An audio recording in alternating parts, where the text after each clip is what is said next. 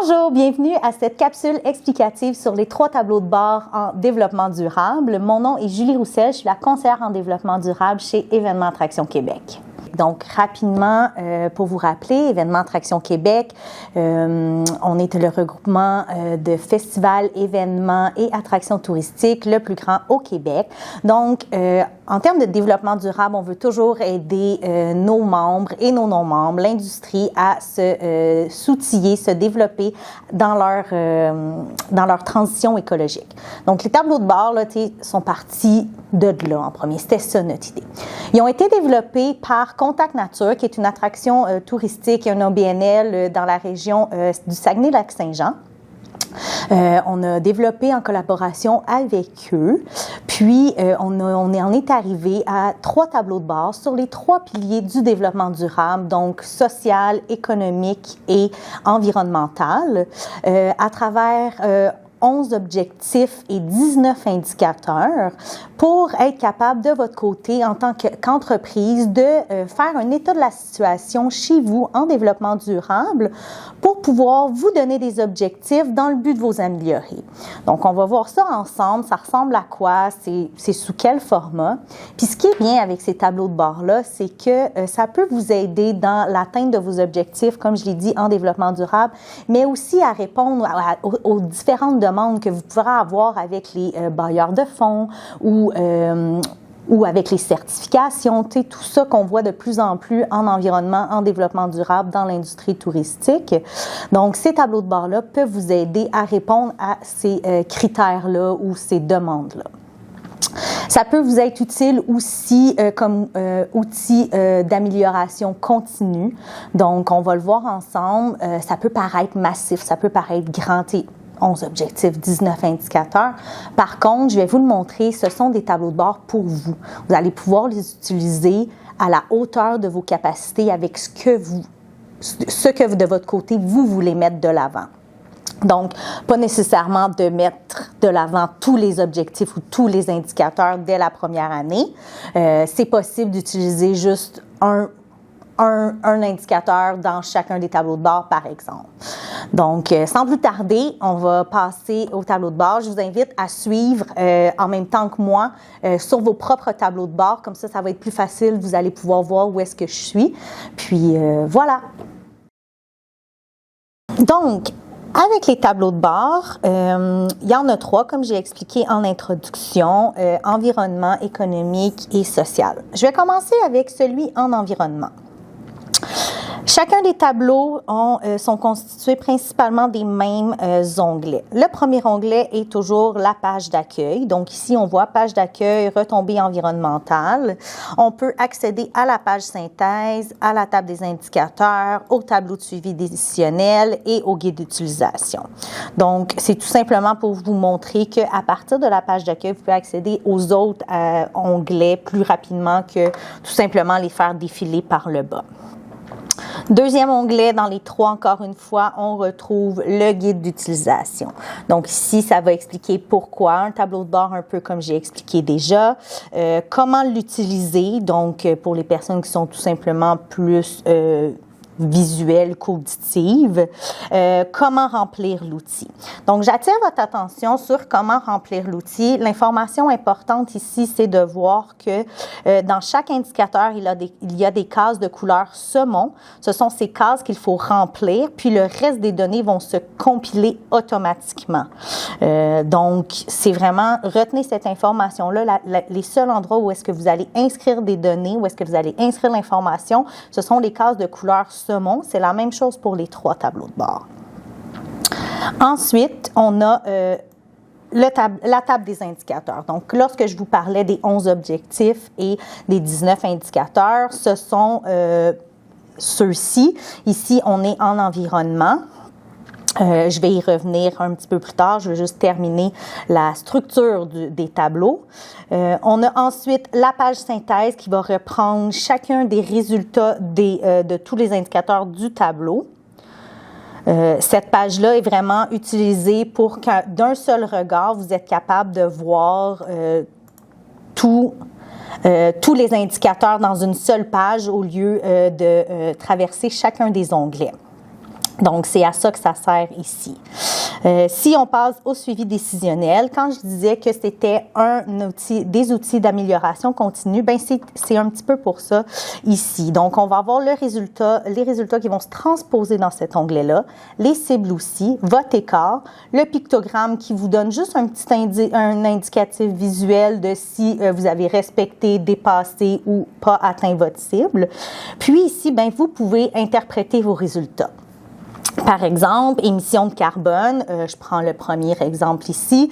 Si vous n'avez pas respecté votre cible, puis vous avez, par exemple, un pictogramme triste, vous pouvez, par exemple, justifier ou expliquer qu'est-ce qui s'est passé durant votre saison estivale ou durant votre saison touristique, pourquoi c'est arrivé comme ça, qu'est-ce que vous voulez mettre en place pour que atteindre votre cible dans les prochaines années et le suivi des actions que vous allez faire pour y atteindre.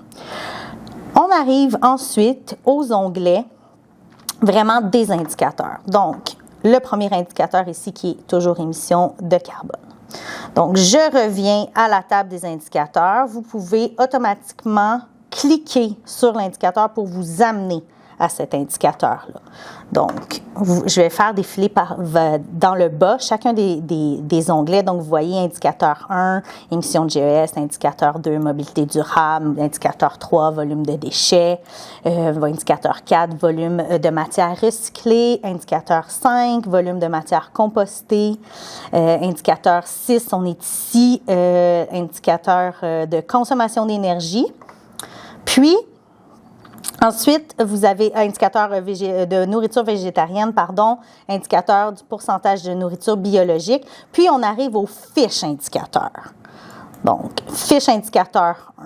Si on retourne à notre onglet table des indicateurs, vous voyez qu'après l'indicateur, chacun de ces indicateurs-là a une fiche indicateur sur laquelle vous pouvez cliquer puis ça vous amène automatiquement à la fiche indicateur.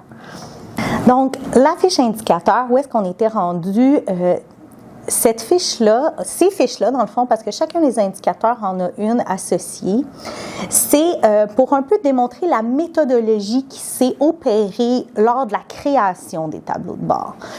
On le sait tous, en développement durable, il y a beaucoup de données, il y a beaucoup de définitions différentes. On a notre industrie qui va amener des définitions. Il existe les objectifs de développement durable de l'ONU. Il y a le GIEC, qui est le groupe intergouvernemental d'experts sur l'évolution du climat qui donne des données. Donc, dans les fiches indicateurs, c'est beaucoup d'écriture, dans le fond, pour vous démontrer un peu pourquoi, par exemple, un indicateur sur le pourcentage de nourriture végétarienne qu'on retrouve soit dans votre événement ou soit dans votre attraction, est un indicateur qui est important de calculer lorsqu'on parle de développement durable. Donc, c'est à ça que ça sert. Aussi, dans cette fiche indicateur-là, vous allez voir que vous avez des explications supplémentaires de comment récolter les données puis comment les inscrire. Parce que, là, tu sais, vous l'avez vu, on l'a vu rapidement, mais on voit que c'est beaucoup de données à récolter pour être capable de répondre à chacun des indicateurs. Donc, à l'intérieur de votre entreprise, peut-être que vous allez devoir aller parler à d'autres personnes ou si vous êtes la personne chargée de tout ce qui est du développement durable, bien, c'est peut-être pas vous nécessairement qui avez en tête les achats en termes de, que ce soit les achats locaux ou en termes de nourriture. Donc, c'est des données que vous devez aller chercher. Donc, la fiche indicateur, c'est ce qu'elle vous donne comme information. Vous pouvez aussi indiquer votre cible sur cette fiche indicateur-là. Vous pouvez vous laisser des notes. Vous pouvez mettre une ventilation différente de comment ça va être noté. Donc, ça vous appartient vraiment. Donc, c'est pour ça que moi, je trouve que oui, ça peut paraître massif, là, un tableau, 3 tableaux de bord avec plus d'une dizaine d'onglets, mais il y a beaucoup de choses qui sont pour vous. Puis si pour vous, vous n'avez pas besoin des fiches indicateurs, vous n'êtes pas obligé de les utiliser tout simplement. Vous utilisez ce que vous avez besoin. Donc là, on va passer à une section que je vais vous montrer un peu comment on le remplit, chacun de ces tableaux de bord-là, on va prendre l'exemple du tableau de bord social. Donc, le tableau social. Le tableau social a 3 objectifs. Donc, on le voit ici, assurer la satisfaction des résidents de la communauté d'accueil, valoriser les ressources culturelles, favoriser l'accessibilité universelle. Donc, les indicateurs associés à ces objectifs-là, on les voit ici, il y en a 5. Pourcentage de résidents ayant répondu entièrement satisfaits à la cohabitation des activités ou événements touristiques. Pourcentage de commerçants et professionnels ayant répondu entièrement satisfaits à la cohabitation des activités ou événements touristiques. Nombre de clients locaux utilisant les services, moins de 40 km. Nombre de ressources culturelles valorisées et pourcentage des sites et services accessibles pour tous, notamment aux personnes en situation d'handicap ou autres personnes ayant des besoins particuliers. Donc ici, moi, ce que je veux voir avec vous, c'est comment remplir les tableaux de bord plus concrètement. Donc, si on clique sur l'indicateur 1, ça nous amène automatiquement à l'indicateur 1. Donc ici, vous voyez, j'ai déjà mis des données pour vous démontrer ça ressemble à quoi. Donc, pourcentage de résidents ayant répondu entièrement satisfaits à la cohabitation des activités ou événements touristiques. En 2023, la cible était de 25 %, la cible est restée de 25 % en 2024 et la cible a augmenté de 2 % en 2025. On voit ici, c'est en couleur saumon, donc c'est moi qui ai ajouté ces cibles-là. Je pourrais d'ailleurs changer ma cible de 2025 pour mettre 30 %. On voit qu'ici, mon écart a descendu parce que mon résultat est de 100 %, mais mon pictogramme est toujours satisfaisant. Si, par exemple, ici, j'indique que c'est 100 %, ça va toujours rester, mon écart va être de 0, donc on voit que mon pictogramme a changé pour devenir un pictogramme neutre.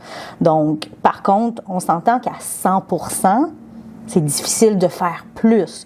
Donc, c'est là qu'on pourrait écrire dans l'interprétation impossible de faire plus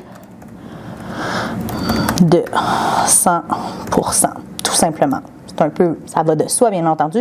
C'était juste pour vous démontrer qu'il est possible d'interpréter ces résultats pour que quelqu'un d'autre dans votre organisme, dans votre entreprise, regarde ça et se dise comme, bien, pourquoi que le pictogramme est neutre et pas positif? Bon, bien, il peut lire l'interprétation des résultats et comprendre, faire, ah, voilà, j'ai compris, il a expliqué. Quand on descend ici, on voit les résultats qui sont expliqués plus haut sous forme de graphique tout simplement. Donc, pour les gens qui sont plus visuels, ça donne complètement les résultats d'un premier regard. Là. On voit comme en 2023, les pourcentages avec la cible qui est la ligne orange à travers tout ça. Encore une fois, tous ces graphiques-là se font automatiquement à partir du moment qu'on change nos résultats.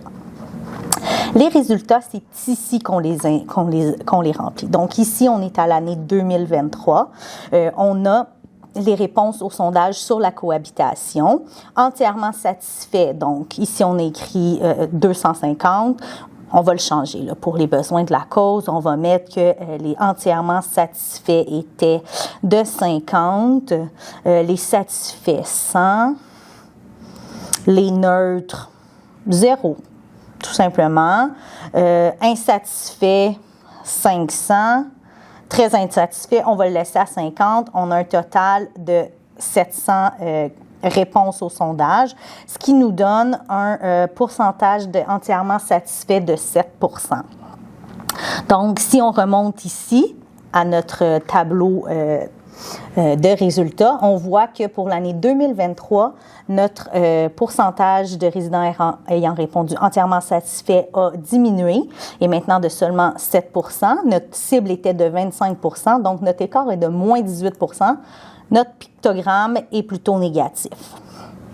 Donc, à partir de là, on peut dire, OK, pour l'année prochaine, 2024, 25 % était beaucoup trop ambitieux pour notre entreprise. On va se mettre un objectif, vu qu'on a atteint 7 % si on veut dépasser un petit peu, on peut se mettre 10 %. Mais si par contre, on se dit non, nous, on ne peut pas aller plus loin, on va se mettre une cible de 5 % pour l'année prochaine. Donc, on voit tout est adaptable selon la réalité de votre organisation. Puis, c'est là que la beauté de ces outils-là, c'est que vous n'êtes pas obligé de le remplir. Si, par exemple, pour vous, ça ne fait pas de sens, cet indicateur-là, vous pouvez quand même continuer avec le prochain indicateur. Donc, ici, si par exemple, le pourcentage de commerçants, là, pour vous, vous avez déjà fait tout ce qui était satisfaction des résidents. Puis là, vous faites comme moi, pour les commerçants, ce n'est pas possible de le faire. Donc, vous ne faites rien.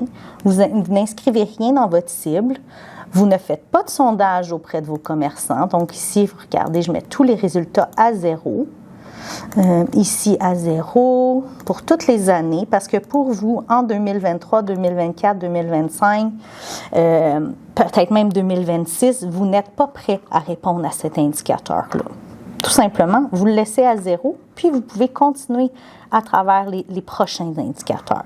Donc là, j'ai démontré, là, dans chacun des autres indicateurs, j'ai inscrit des résultats pour vous démontrer. C'est toujours la même chose. Donc, ça peut être un petit peu difficile au début de s'y mettre, mais rapidement, on est capable de comprendre la couleur saumon, on met nos résultats, les graphiques se font par eux-mêmes, on passe au prochain indicateur, on met notre cible, nos résultats, ainsi de suite. Puis, le fait d'avoir 5 années devant nous, là, c'est sûr, c'est 2023, 2024, 2025, 2026, 2027, mais on peut les changer pour mettre, admettons, vous pouvez partir cette année 2025, 2026, ainsi de suite jusqu'à 2029. C'est juste pour garder un historique de vos tableaux de bord, puis de vos cibles et de vos résultats. Donc, on est à l'accessibilité. Puis là, ils sont tous remplis. Vous voyez, j'ai mis des données partout pour vous donner des exemples. Si on revient à la page de synthèse, comme je vous le disais, cette page-là représente chacun des tableaux et des graphiques de tous vos indicateurs. Donc, dans un seul onglet, vous voyez à quel endroit ça a été du succès, à quel endroit ça a été moins de succès. Ici, on se rappelle pourquoi que c'est tout à 0. C'est parce qu'on a décidé de ne pas remplir cet indicateur-là, mais ça ne change rien pour tous les autres. Donc, les indicateurs ne sont pas dépendants un des autres. C'est vraiment, vous le faites comme vous le voulez. Donc, vous avez dans un seul onglet tous les résultats. Puis, dans le suivi décisionnel, les résultats sont aussi transposés là pour, je vous le rappelle, peut-être l'interpréter. Donc, ici, si on revient à ce que vous, dans votre entreprise, vous avez décidé de ne pas faire le sondage pour les commerçants parce que ça ne fonctionnait pas pour vous cette année, vous pouvez l'indiquer. Impossible pour nous cette année. Et action correctrice envisagée, par exemple, en 2027. Envisagée en 2027. Donc, ça laisse une trace aussi. Pour le transfert des connaissances, c'est une bonne chose. Donc, voilà ce qui était pour le tableau social, mais c'était surtout pour vous démontrer comment le remplir, ce tableau-là, puis comment chacun des indicateurs ne sont pas, comme j'ai dit, dépendants des uns des autres, comment vous pouvez l'adapter à votre situation, l'utiliser comme vraiment des outils d'amélioration continue pour vous, de mettre vos propres cibles. Donc, contrairement à lorsque vous voulez, par exemple, répondre à une certification, à une norme ou répondre à des obligations en développement durable, vous vous faites imposer ces demandes-là. Dans le cas des tableaux de bord, c'est vraiment pour vous. Donc, c'est vraiment ça que je voulais démontrer avec le tableau social. Puis, il nous reste seulement à voir le tableau économique qu'on va pouvoir regarder rapidement ensemble au niveau des objectifs et des indicateurs. Qu'est-ce qu'on y retrouve? Le dernier tableau, celui qu'on n'avait pas vu encore, le tableau économique. Donc, objectifs et indicateurs, comme son nom le dit, plus porté sur tout ce qui est financier dans votre entreprise, dans votre organisation. Donc, au niveau des objectifs, on retrouve 4 objectifs qui sont maximiser la contribution économique directe et indirecte du tourisme sur l'économie de la destination communauté d'accueil, créer des emplois convenables et des opportunités de carrière, contribuer à la protection, à la restauration des environnements sensibles de la biodiversité et d'écosystèmes ou à des projets à vocation sociale, et maximiser la contribution socio-économique directe et indirecte du tourisme sur les écosystèmes de la destination ou communauté d'accueil. Donc, pour répondre à ces objectifs, ce sont 6 indicateurs qui ont été développés. Pourcentage d'achats régionaux faits par les organisations ou entreprises touristiques, pourcentage d'achats québécois, la masse salariale, le nombre d'employés, les sommes investies pour la protection et la restauration d'environnements sensibles, biodiversité, écosystèmes ou projets à vocation sociale, et le nombre d'heures offertes en bénévolat provenant de l'organisation pour la communauté ou une cause environnementale. Il y a des petites spécificités que je voulais voir avec vous dans ce tableau-là. Donc, si ici, on va à la fiche indicateur pour les achats régionaux, vous allez avoir, comme je l'ai expliqué plus tôt, en quoi consistait la fiche indicateur. Vous allez avoir ici la définition de l'indicateur et comment le remplir. Puis, la formule de calcul, donc le montant d'argent des produits achetés au Québec versus le montant d'argent total des produits. Si on va voir dans l'indicateur ici, donc vous avez 2 informations à inscrire. Donc. Puis, chacune des catégories de produits est détaillée. Donc, c'est juste un petit détail qu'on veut voir ici. Un autre petit détail que je voulais voir avec vous, c'était qu'est-ce qui était de la masse salariale. Donc, la masse salariale, elle a été divisée en types d'emplois. Donc, on inscrit le montant ici total, par exemple, pour chacun des types. Cadre, gestionnaire, chargé de projet, guide, animateur, préposé, entretien, cuisine, autres. Puis, elle a été aussi ventilée en masse salariale par genre, donc homme, femme, non-binaire, et masse salariale par catégorie de salariés. Donc, ça, c'est pour votre année 2023. Encore une fois, un peu sur le même exemple de chacun des indicateurs qui ne sont pas dépendants les uns des autres. Si, par exemple, pour vous, ce n'est pas quelque chose que vous avez que des employés à temps plein et cette ventilation-là ne vous convient pas, vous pouvez très bien remplir ici. Là, je vais mettre des petites masses salariales. Hein, on va faire ça plus rapidement. Mettons que vous avez un cadre gestionnaire, vous avez des guides et de l'entretien, tout simplement. C'est les 4 catégories d'emploi que vous avez. Donc, vous avez un total de masse salariale de 2200 $. Ainsi, puis vous n'êtes pas obligé de remplir par genre, vous n'êtes pas obligé de remplir par catégorie. Puis, dans votre fiche indicateur, on va s'y rendre. La masse salariale, elle est ici. Variation ou tendance dans le temps, mensuel, vous pouvez le changer, vous pouvez le ventiler ici, vous pouvez indiquer que pour vous, votre focus particulier est par catégorie d'emploi et non par genre, ou ça pourrait être tout simplement par genre et non par catégorie d'emploi et permanent et saisonnier. Puis, vous pourriez même, si pour vous, vous voulez faire une ventilation supplémentaire, ajouter cette ventilation-là. Donc, c'est ça que je voulais voir avec vous aujourd'hui au niveau des tableaux de bord. Donc, c'était vraiment juste une introduction à comment les utiliser, à quoi ils servent, c'est quoi les objectifs, c'est quoi les indicateurs qu'on y retrouve, comment le remplir, comment vous pouvez l'utiliser. Si vous avez une chose à retenir vraiment des tableaux de bord, ce sont des outils adaptables à votre situation. Pensez-les vraiment comme ça. Oui, comme je l'ai dit en introduction, ça peut paraître gros, 3 tableaux Excel, on n'est pas habitué, on ne sait pas. Regardez-les, jouez avec, remplissez, faites comme moi. Mettez des chiffres où est-ce que vous pensez que vous pouvez avoir des résultats. Mettez-vous des cibles. Faites juste vous devenir familier avec la structure. Puis, vous allez voir, ça va venir de soi par la suite. Puis, si de votre côté, en tant qu'entreprise, vous devez répondre à des certifications ou à des demandes, des obligations environnementales, vous allez avoir déjà les résultats. Donc, c'est vraiment ça la beauté de ces outils-là. Les résultats vont être déjà là parce que vous avez déjà entrepris de mettre en place dans votre organisation la complétion de ces tableaux de bord-là. Voilà ce qui en était pour la capsule explicative des tableaux de bord en environnement, en espérant que ça puisse vous aider. Si vous avez des questions et que vous êtes membre chez nous, chez Événements Attraction Québec, n'hésitez pas à nous contacter. Ça va nous faire plaisir de vous accompagner dans votre transition écologique. Merci.